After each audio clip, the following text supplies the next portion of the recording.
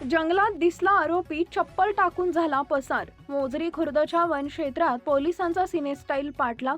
3 दिवसांच्या शोध मोहिमेनंतर आरोपी फरार। नमस्कार, आपण बघत आहात धुमाकूळ महाराष्ट्र न्यूज नेटवर्क, आवाज जनतेचा। आमच्या चॅनलवरती नवीन असाल तर लगेच चॅनलला लाईक व सबस्क्राईब करायला विसरू नका।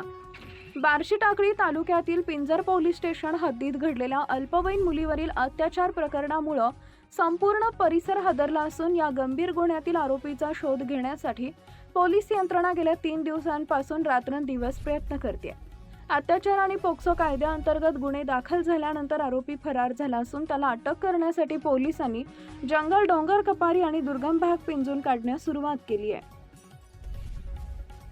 मिळालेल्या माहितीनुसार आरोपी मोजरी खुर्द येथील वन क्षेत्रात लपून बसल्याची गुप्त माहिती पोलिसांना मिळाली होती। त्यानुसार शनिवारी सकाळपासूनच पोलिसांनी मोठी शोध मोहीम राबवली। जंगलातील प्रत्येक भागाची तपासणी करण्यात आली। डॉग स्क्वॉडची मदत घेण्यात आली।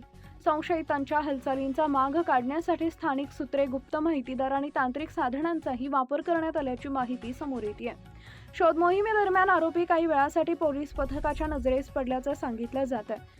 आरोपीचा पाठलाग सुरू होताच त्यानं जंगलातील झाडे, झुडपे, डोंगर, उताराचा फायदा घेत पोलिसांना चकवा दिला।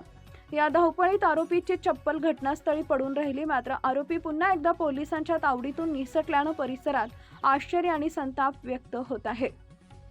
या कारवाईत पिंजर पोलीस स्टेशनचे ठाणेदार गजानन राठोड, माजी ठाणेदार गंगाधर दराडे, बीट जमादार चव्हाण यांच्यासह पोलीस कर्मचारी मोठ्या संख्येनं सहभागी झाले होते। आरोपीला पकडण्यासाठी वेगवेगळ्या दिशांनी सापळे लावण्यात आले होते, तरीही आरोपी पसार होण्यात यशस्वी झाल्यानं शोध मोहिमेच्या नियोजनाबाबत चर्चा सुरू झाली आहे।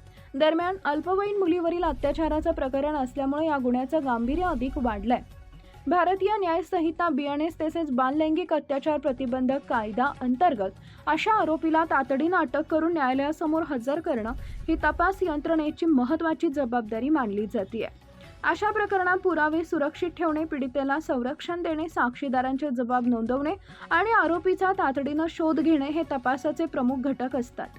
प्रदीप गावंडे, अकोला, जिल्हा प्रतिनिधी तथा कार्यकारी संपादक, धुमाकूळ महाराष्ट्र न्यूज।